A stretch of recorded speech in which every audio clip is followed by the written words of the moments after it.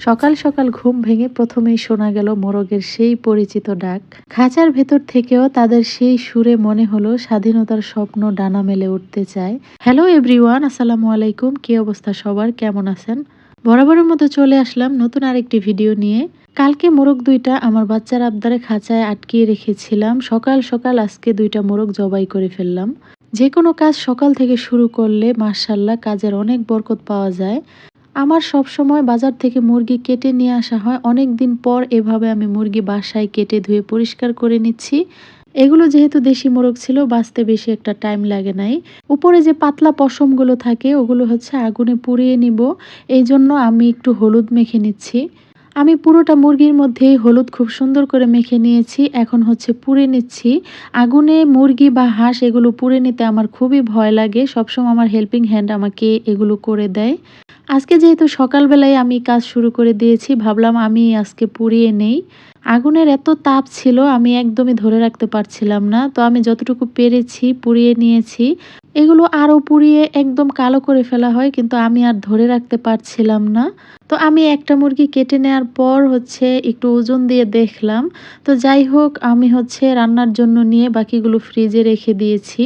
আয়ানের বাবার হচ্ছে দেশি মোরগের পাতলা ঝোল খেতে ইচ্ছে করছে, তো আজকে তার পছন্দ মতোই রান্না করে দিব।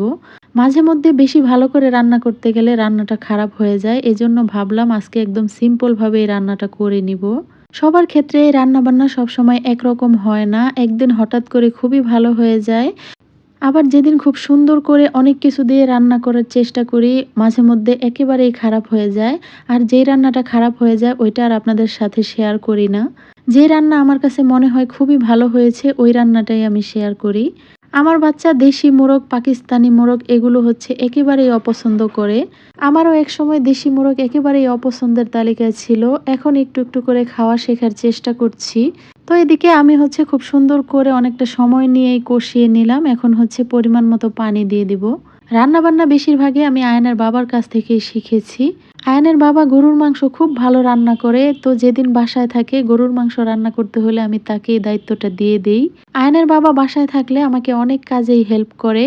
আর সেটা হচ্ছে আমার বাচ্চা আজকে ফলো করছে। আমাকে আলু কেটে দিচ্ছে। মাশাল্লাহ মাশাল্লাহ, আমার বাচ্চাটা কিন্তু আমাকে অনেক কাজেই হেল্প করে। প্রায় সময় আমি যখন রান্নাঘরে থাকি ঘেমে যাই, তখন আমার জন্য এক গ্লাস পানি নিয়ে যায়। এই যে ছোট্ট ছোট্ট বিষয়গুলো, এগুলো কিন্তু আমাকে সত্যিই অনেক মুগ্ধ করে। আপনারা অবশ্যই আমার বাচ্চার জন্য দোয়া করবেন যেন মানুষের মতো মানুষ হতে পারে। তো যাই হোক, এদিকে আমার রান্না কমপ্লিট হয়ে গেছে। এখন হচ্ছে আমি ভাজা জিরার গুঁড়া দিয়ে দিলাম আর দিয়ে দিলাম কয়েকটা কাঁচামরিচ। মাংস রান্না শেষে কয়েকটা কাঁচামরিচ দিয়ে ঢেকে রাখলে খুব সুন্দর একটা ফ্লেভার অ্যাড হয়। তো যাই হোক, আজকের ভিডিওটি এখানেই শেষ করছি। সবাই ভালো থাকবেন। আল্লাহ হাফেজ।